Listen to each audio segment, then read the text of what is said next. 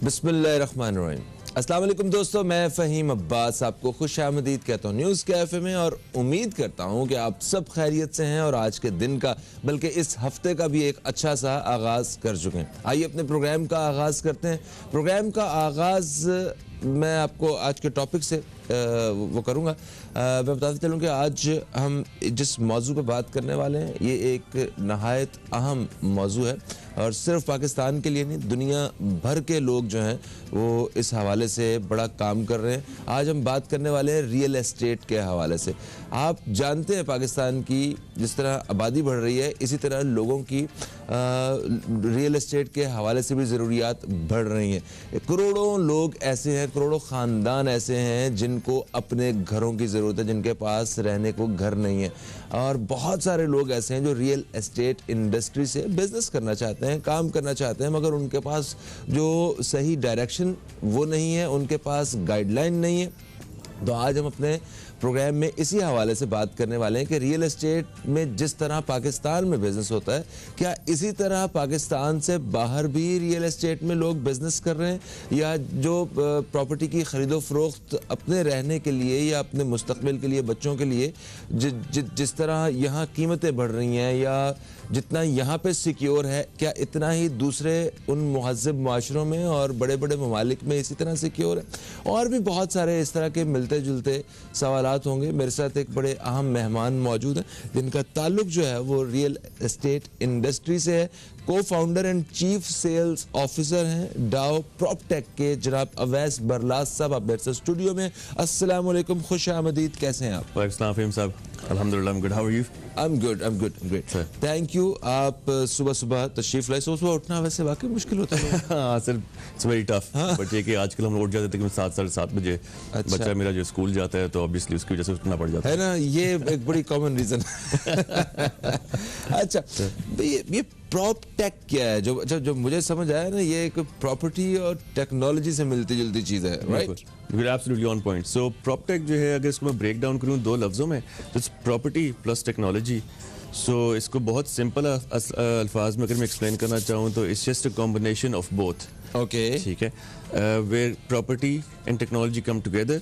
इसको हम लोग डिजिटलाइज कर दें एक चीज़ को तो उसको प्रॉपटेक कहते हैं। अगर हम लोग रियल एस्टेट की सारे फैसेट्स को डिजिटलाइज कर दें तो उसको प्रॉपटेक बोलेंगे। ओके, यानी कि हमारी अभी तक जो प्रॉपर्टी के जितने भी लेन देन होते हैं ये डिजिटलाइज नहीं है। नॉट नेसेसरीली, सारे के सारे डिजिटलाइज नहीं है क्योंकि बहुत रेगुलेटेड इंडस्ट्री नहीं है, तो इसके अंदर ज़्यादातर आपको पता है पटवार खाने पे जाना पड़ता है। हाँ, आपको yes, बाकी लोगों के पास लेजेस अपने पड़े हुए होते हैं, आपको ख़रीद फरोख्त के पुराना डेटा नहीं मिलता। तो ये पूरी चीज़ इसको डिजिटलाइज करने से फ़ायदा ये होता है कि हर किसी के पास पूरी ट्रेल जो है हर के पास ऑलवेज अवेलेबल होती है। So you don't have to go run to specific patwar khana. अगर आप जाके देखना चाहते हैं कि एक प्रॉपर्टी कब ट्रांजैक्शन किस टाइम पे हुई थी, किसके साथ हुई थी, तो वो सारा का सारा जो है वो पब्लिकली अवेलेबल भी हो सकता है। अच्छा जी। अच्छा, नहीं तो अगर आप इसे मतलब थोड़ा सा कंपेयर करें जी, हमारे यहाँ कॉमनली किस तरह प्रैक्टिस होती हैं चीज़ें और इस प्रॉपटेक के हिसाब से, या दुनिया भर में जो मुहज़्ज़ब मुआशरे है वहाँ पे ये चीज़ें किस तरह प्रैक्टिस होती हैं रियल एस्टेट की, थोड़ा सा डिफरेंस तो बताएं हमें। Sure. So real estate across the globe उसके यूज केसेस सिमिलर ही हैं। There are generally 3 reasons why people invest in real estates. एक वजह होती है कि आप मुनाफा कमाने के लिए उसके ऊपर इन्वेस्ट करते हैं। दूसरा होता है कि कोई passive income in terms of rental आती रहे। या तीसरा उसका यूज केस होता है कि वो उसके अंदर रहना शुरू कर दें। इससे ज़्यादा यूज केसेस बहुत ज़्यादा होते नहीं हैं, जनरली यही 3 होते हैं। जो बाहर के मुल्क हैं उनके अंदर रेंट्स जो हैं वो रेगुलेटेड हैं। ठीक है, वहाँ की जो प्राइसिंग जिस तरह अप्रिशिएट करती है वो रेगुलेटेड है। उसके अंदर से स्पेकुलेशन के एलिमेंट थोड़ा सा वो कम कर चुके हुए हैं। हमारी क्योंकि नॉन रेगुलेटेड है, हमारे पास जो डिमांड सप्लाई है वो बहुत ही समझ लें आर्बिट्रेरीली चल रहा होता है। तो उसके लिए ये समझना, ये एग्जैक्टली आइडेंटिफाई करना कि एक चीज़ की प्राइस है कितनी, वो बड़ा मुश्किल हो जाता है।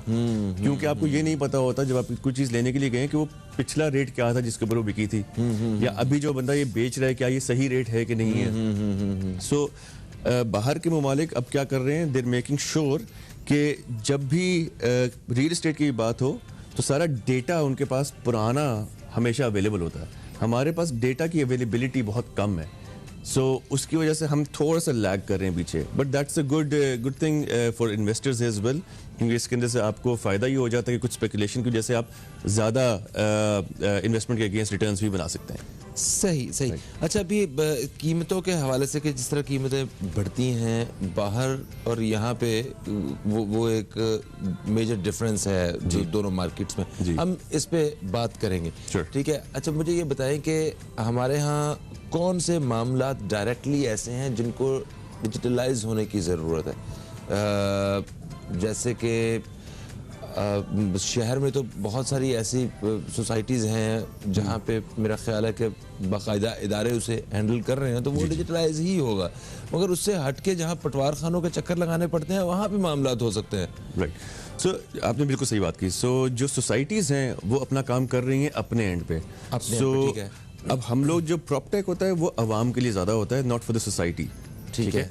सो अवाम जब आप जाते हैं, आप कोई भी चीज़, अगर आप लेट्स अज्यूम आप कहते हैं मैंने ये एक अपार्टमेंट कॉम्प्लेक्स के अंदर जाके इन्वेस्टमेंट करनी है, तो डिजिटलाइजेशन के अंदर आपको क्या क्या चीज़ें नज़र आ जानी चाहिए without having to go to the developer himself. क्या इसके एनओसीज क्लियर हैं? क्या इसका लीगल पेपर वर्क डन है? इसकी कितना टोटल एरिया कितना है जो ये बेच रहे हैं स्क्वायर फीट के अंदर? इसका रेट क्या है? इसकी कॉस्ट क्या है? ये इसकी कब कंस्ट्रक्शन शुरू होगी, कब कंस्ट्रक्शन ख़त्म होगी? कितने लोग खरीद चुके हुए हैं? कितने लोग इसको मज़ीद आगे बेचना चाह रहे हैं? ये सारी चीज़ की डिजिटल विजिबिलिटी होना एक बहुत ज़रूरी चीज़ है। ये अनफॉर्चुनेटली एक सोसाइटी भी आपको नहीं दे रही आजकल के दौर में, और एक डेवलपर भी नहीं दे पा रहा। So as a consumer you are always at a back foot, because you don't know, आप लिटरली हवा में तीर चला रहे होते हैं, और अगर लग गया तो अच्छी बात है, अगर नहीं लगा तो आपने सुना होगा काफ़ी दफ़ा जो लोगों को नुकसान भी हो जाता है। जी हाँ, नुकसान होता है, बाकायदा नुकसान होता है लोगों को। ठीक है, बहुत से लोग प्रॉपर्टी से बने ज़रूर हैं इन मुख्तलिफ़ किस्म की नई नई सोसाइटियों की वजह से। उन्होंने बिजनेस किए हैं, जिन लोगों ने मिलियंस नहीं कमाए थे उन्होंने मिलियंस में पैसे कमाना शुरू किए। मगर ये भी बात सच है कि लोगों के करोड़ों में नुकसान भी हुए हैं। एक चीज़ ये मतलब जैसे कि एक किसी ने एक घर लिया है या किसी ने एक अपार्टमेंट लिया है, और उस अपार्टमेंट को उस वक्त तो सबने ले लिया, बाद में उसके ऑर्डर आ गए कि जी इसको गिरा दें, ये तो गैर कानूनी था। तो मगर जब उन्होंने लिया तो उस वक्त उन्होंने सारे कागजात सारा कुछ तो दिखाया ही होगा ना उन लोगों को। क्या इस तरह के केसेस में भी आपकी इस प्रॉपटेक की मदद ली जा सकती है? जी जी, एब्सोल्युटली। सो जितने भी हमारे अदारे हैं, जितने भी हमारे रेगुलेटरी अथॉरिटीज़ हैं, वो भी मेक श्योर करती हैं कि अपने बायलॉज हर किसी के साथ शेयर करें, और उन बायलॉज के अगेंस्ट ही वो एनओसीज देते हैं। और वो एनओसीज अगर आपके पास पब्लिकली अवेलेबल हों पहले हर किसी का देखने के लिए, देन यू वुड नो कि ये वाली जो सोसाइटी है या फिर ये वाले जो टावर्स हैं, इनके एनओसीज आ चुके हुए हैं, hence you can invest in them. अगर उनके एनओसीज नहीं आए हुए, अनफॉर्चुनेटली लोगों को पता नहीं होता, कि वो जब जाके पूछते हैं और अगर अगला बंदा कह रहा था कि हाँ जी हमारे पास हैं, अवेलेबल हैं, there is no reason for them to doubt. So वो कभी उनसे मांगते नहीं है कि हमें फिजिकल फॉर्म ऑफ एनओसीज दिखाएं। अच्छा, वैसे मैंने देखा है कि जो एनओसीज है लोगों ने उन दिनों प्रोजेक्ट की मुझे कोई जब प्रोजेक्ट सेल कर रहे होते हैं तो दीवारों पे लगाए होते हैं उन्होंने, बल्कि लोगों को दिखा रहे होते हैं। ये देखें, जैसे मैं आपको बताऊं कि शहर में एक जगह पे मैं और मेरे कुछ दोस्तों ने अपार्टमेंट्स वगैरह भी हमने कुछ बाइंग वगैरह की, तो उसमें 13वें फ्लोर पे अपार्टमेंट्स हमें जो है ना वो मिल रहे थे। वाह क्या आइडियल लोकेशन है। अब 13वें फ्लोर पे ले भी लिए, अब नहीं है, दे दिए सबने। तो एक कानून मुझे पता चला कि पूरे सिंध में एक ख़ास मतलब एक कानून है कि इससे ऊपर जो है वो आप बिल्डिंग नहीं बना सकते, चौथी पांचवी छठी मंजिल जो भी है। तो आपने उनके पास एनओसी किस तरह आ जाता है इतनी ऊंची बिल्डिंग्स बनाने का, जबकि कानून ही हमारे पास इतनी ऊंची हाई राइज बिल्डिंग्स का नहीं। तो इस तरह के बहुत सारे सवाल आते हैं। जरा एक वक्फा आ गया सर बीच में, वक्फे से वापस आते हैं तो बात करते हैं हाई राइज बिल्डिंग्स के हवाले से कि यहाँ जो करप्शन होती है उसमें कैसे जो है ना हम मदद हासिल कर सकते हैं इस प्रॉपटेक के जरिए। सर एक वक्फा, कहीं मत जाइए, आपसे भी मुलाकात होती है।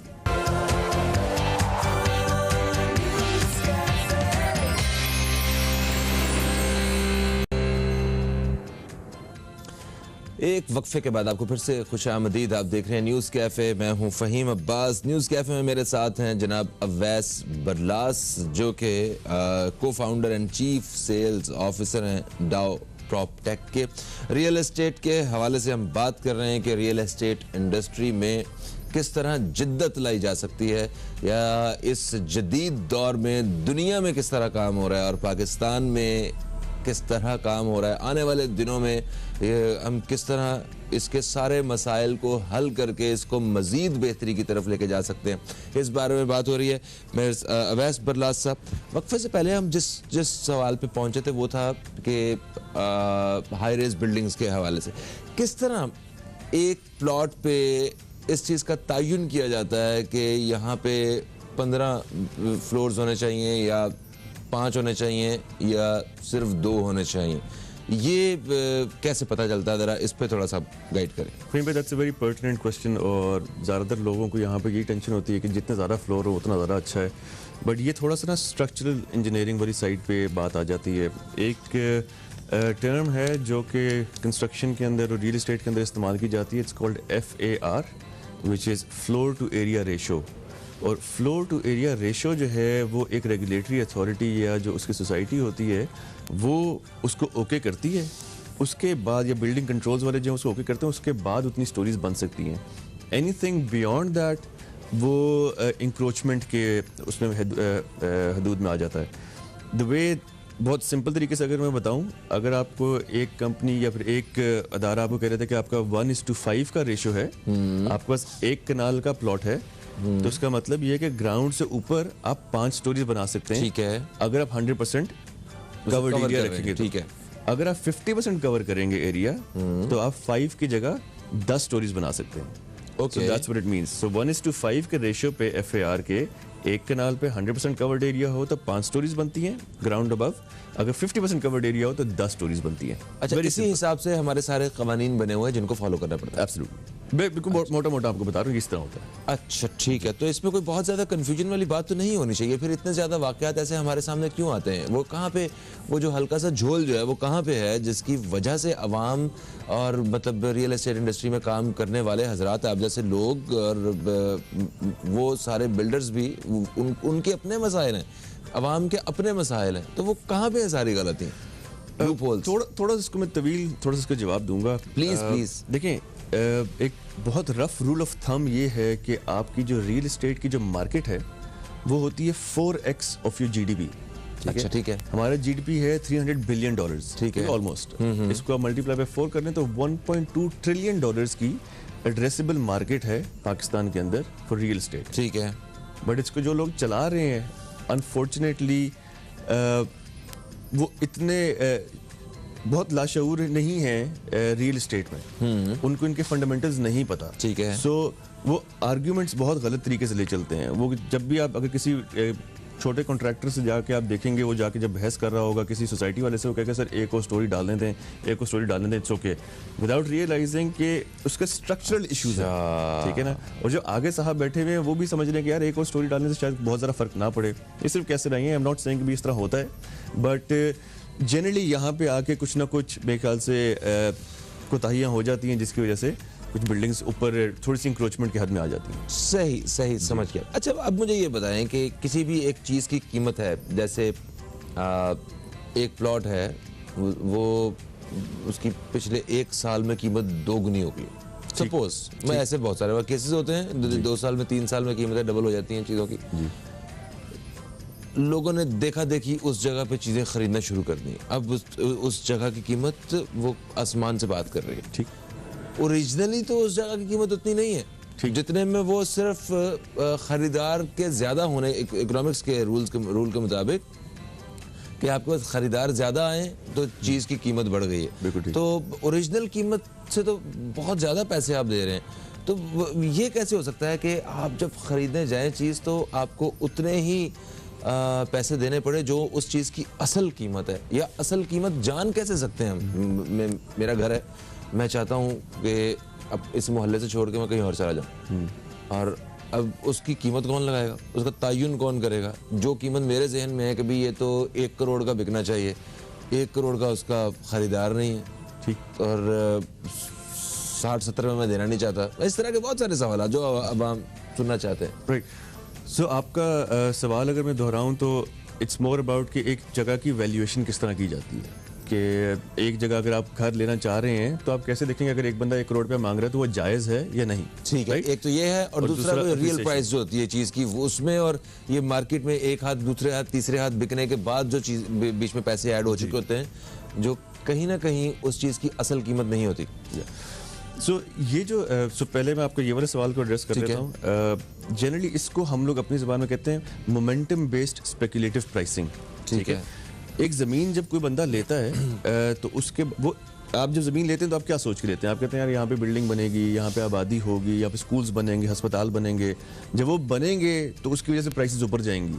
ठीक है ना, जस्ट बिकॉज आपने ज़मीन ले ली है और आप लेके बैठे हुए हैं तो वैसी तो ज़मीन ऊपर नहीं जाएगी ना। अगर आप जिस घर में अभी रह रहे हैं, अगर आप समझ लें कि भी अगर आप 10 साल से वहीं पे रह रहे हैं, तब से लेके आज तक अगर और कोई जगह वहाँ पे आबाद ना होती तो उसकी वैल्यू तो ऊपर नहीं जानी चाहिए सच। ठीक है, ठीक है, बट यहाँ पे क्या होता है जब अच्छे लोग देखते हैं कि यार यहाँ पे सरमायाकारी चल पड़ी है, यहाँ पे थोड़ा सा मोमेंटम चल पड़ा है, उसकी प्राइसिंग जो है वो ऊपर जाना शुरू कर देती है। इसको डिमांड सप्लाई का जो कॉन्सेप्ट है ना वो बड़ा अच्छा एक्सप्लेन करता है। डिमांड के 2 पहलू हैं। Number 1 is your willingness and the number 2 is your ability to buy. ठीक है, सो अगर आपकी विलिंगनेस है और आपकी एबिलिटी है तो फिर तो वो जेन्युइन डिमांड है। ठीक है, बिल्कुल सही है। अगर इन दोनों में से कोई भी एक चीज नहीं है तो वो डिमांड नहीं है। सो लेट्स अज्यूम जिस तरह आपका घर है 1 करोड़ रुपए का, ठीक है, मेरी विलिंगनेस तो है लेने की, बट मेरे पास 1 करोड़ रुपया नहीं पड़ा हुआ, ठीक तो है, वो जेन्युइन डिमांड नहीं है। ठीक है, ठीक और है। अगर मेरे पास 1 करोड़ है और मेरी विलिंगनेस नहीं है लेने की तो वो भी जेन्युइन डिमांड नहीं है। सो ये डिमांड हम लोगों को देखना है कि हर जगह पे जो आजकल आवाजें लग रही होती हैं तो उसको कहते हैं भाई यहाँ पे बड़ी डिमांड चल रही है, जो भी चल रही है। इस स्पेकुलेटिव प्राइसिंग के अंदर जब भी आप घुसेंगे, जब भी इस गेम में घुसेंगे, कोई बंदा मुनाफा कमाएगा और लाजमी कोई ना कोई इसके ऊपर नुकसान लाजमी कमाएगा। ठीक है, अच्छा, ठीक है, नुकसान भी बनाएगा। मुनाफा किसी को हो रहा है, अच्छी बात है, मगर उसी के बीच में हम में से किसी एक शख्स को नुकसान भी अगर हो रहा है तो दिस इज नॉट गुड। हम इस पे इसके किस तरह हम सिक्योर कर सकते हैं इस नई टेक्नोलॉजी के जरिए, और करोड़ों रुपए की मतलब प्रॉपर्टी खरीदने जाएं तो करोड़ या करोड़ों रुपए बड़ी आम सी बात हो गई हुई है। तो किस तरह एक आम आदमी जो है वो इतनी महंगी चीज़ें खरीद सकता है, घर खरीद सकता है, बिल्डिंग या अपार्टमेंट खरीद सकता है? दुनिया भर में लोग कैसे खरीदते हैं, हमारे लिए क्यों इतना मुश्किल हुआ है अपना घर बनाना और इस तरह की बहुत सारी चीज़ें, ये हम डिस्कस करेंगे एक छोटे से वक्फे के बाद। कहीं मत जाइए, न्यूज़ कैफे देखते रहिए, अब तक देखते रहिए।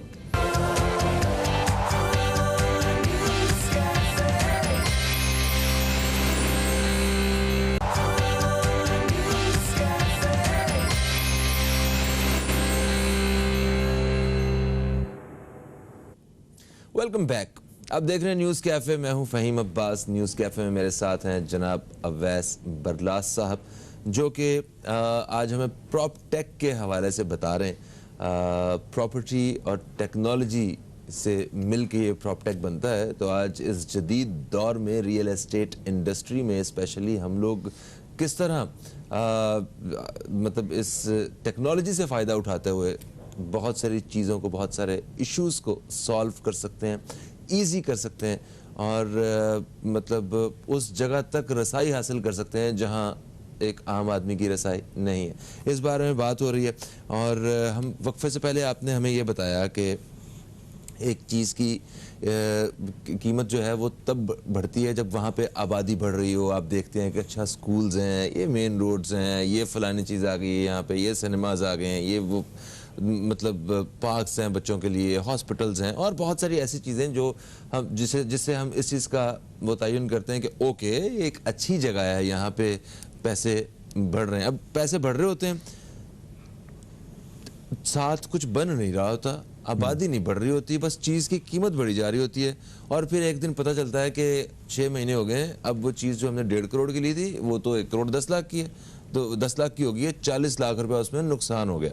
अब आपका पैसा जो है ना वो ब्लॉक हो जाता है। आप बैठे होते हैं कि या तो अगले नुकसान से बचने के लिए उसको बेच रहे होते हैं, या फिर वेट करते हैं कि चलो साल बाद कभी 1.5 करोड़ होगा तो आप वो पैसे निकाल के कहीं और लगाते हैं। तो ये एक आम सी कॉमन प्रैक्टिस है। क्या इस तरह की प्रैक्टिस में भी हम प्रॉपटेक का फ़ायदा उठा सकते हैं? राइट, सो प्रॉपटेक के अंदर विजिबिलिटी बहुत पैरामाउंट है कि जब भी आप डिजिटली जाके देखेंगे, पोर्टल पे जाके देखेंगे तो आपको कंप्लीटली हर चीज़ का नज़र आता रहेगा, यहाँ पे कितनी आबादी होती रही है, यहाँ पे कितने लोग जो इन्वेस्टमेंट करते रहे हैं। आपको प्राइसिंग का पता चलेगा भी किस टाइम पे कितने रेट के ऊपर किसी चीज़ ने खरीदी थी। अगर आपको पता चल जाए कि यही वाला प्लॉट जो है 6 महीने पहले 50 लाख रुपए का था और आज वो 1 करोड़ 20 का बिक रहा है, तो आप थोड़ा सा घबराएंगे कि यार 5 महीने में ऐसा क्या हो गया कि जो 70 लाख रुपए बढ़ गया। जी जी जी जी। ये जब विजिबिलिटी लोगों के सामने आएगी तो उनको शऊर मिलेगा और वो शायद फिर ऐसी इन्वेस्टमेंट्स ना करें। बट इससे बेहतर बहुत सारी इन्वेस्टमेंट्स हैं। अच्छा, उसमें ये भी होगा कि लास्ट जो ये प्रॉपर्टी है जो मैं खरीद रहा हूँ, ये लास्ट फर्ज करें कि 1 करोड़ की सेल हुई थी, ठीक है, और अभी मैं 3 महीने बाद ये दोबारा सेल होने के लिए आ गई है, तो अब मुझे 1 करोड़ 20 लाख रुपए उस पर देना पड़ रहा है या 1.5 करोड़ देना पड़ रहा है, तो ये सारा भी क्लियर उसमें होगा? एब्सोल्युटली हो सकता है। अच्छा, अब हमारा जो पोर्टल है उसके अंदर डाव प्रॉपर्टी की अगर आप वेबसाइट पर जाएं या फिर उसके हमारे पोर्टल पे जाएं, आपको सारी डिटेल्स नज़र आ जाती हैं for any investment that you want to do.